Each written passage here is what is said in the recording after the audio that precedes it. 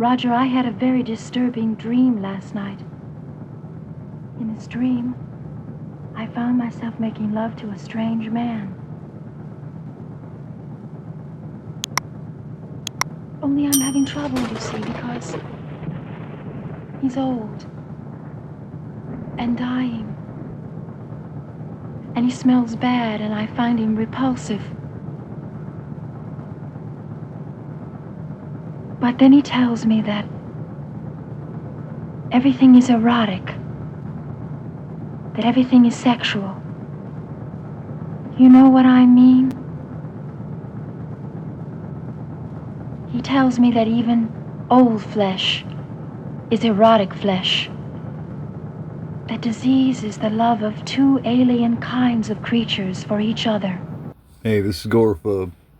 Thank you for joining me for this episode of Analyzing Scenes from David Cronenbergs' Shivers from 1975. If you've seen my Forgotten Horror episode on David Cronenbergs' Shivers, or the film itself, then you know that the parasites that take over their host are for the sole reason of killing any and all sexual inhibitions, regardless of race, age, creed, or whatever. So what I want to try to figure out here is, when Nurse Forsyth, played by Lynn Lowry's body, was taken over by the parasite. And there's a few points that I want to look at.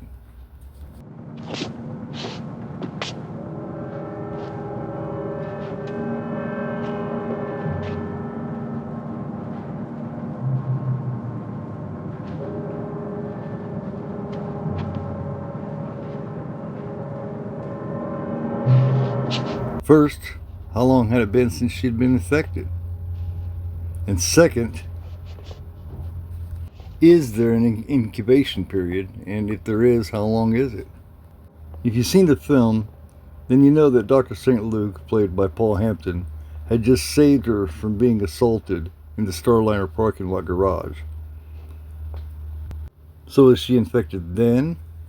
Or was it from the first time that she was almost assaulted earlier in the film? Because for those of us who have seen Shivers, we remember that there was a time in her apartment earlier in the film where a man breaks in and tries to assault her right there in her apartment. And St. Luke saves her there.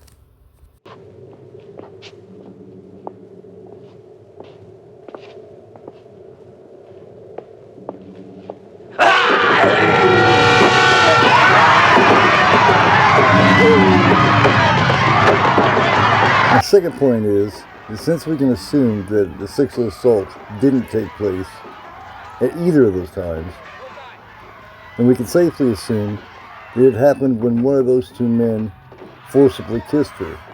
But which one? If she had been more aggressive with Dr. St. Luke from the get-go, then I think we could have been assured that it was the attack earlier in the film that infected her. But since she's able to communicate with him at first, or actually for quite a while, then it's safe to assume that it was the latter attack where Forsyth was infected.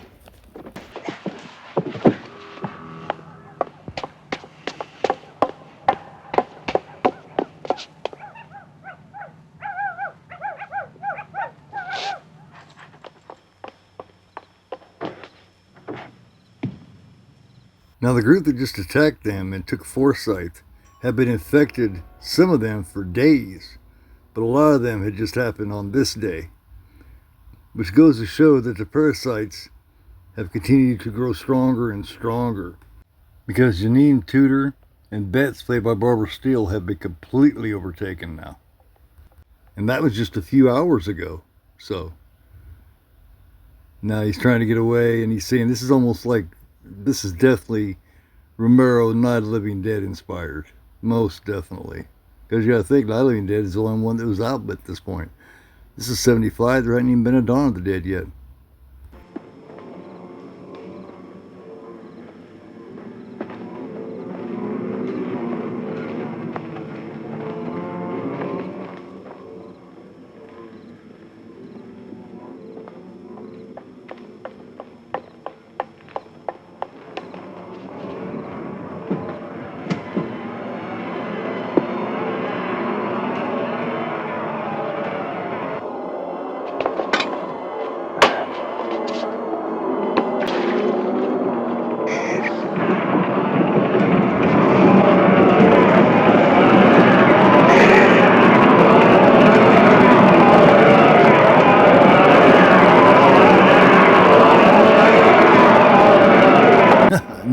know I say the word creepy a lot, but what else you gonna call it, man? Hey, sue me. They've got him here. They've got him. They snatched him up. I had to skip a little bit there, but that's just because of nudity reasons. And now look who snatched him in the very end. That's right. His girlfriend. She's going to be the one to infect him, and he's the very last one. His girlfriend, Lynn Lowry, Nurse Forsyth. And now St. Luke is one of them too.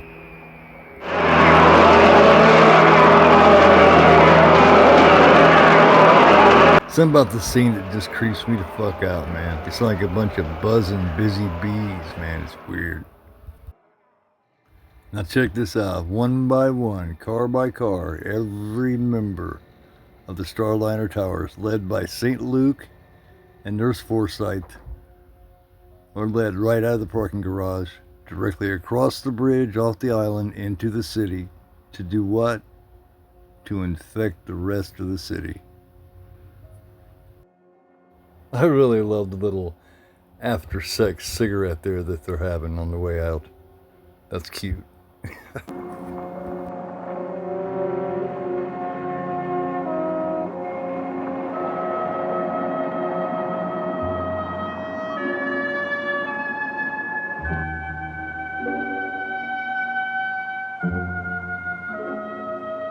Hope you all enjoyed this episode of Analyzing Scenes with 1975 Shivers.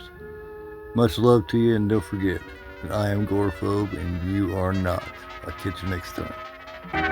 The time is 5:26 a.m. This is Gerald Keyes with the Mediascope Sunrise News Bulletin. There is still no confirmation by Montreal City Police concerning alleged reports of a citywide wave of violent sexual assaults. The assaults, believed to have originated in the vicinity of Starliner Island.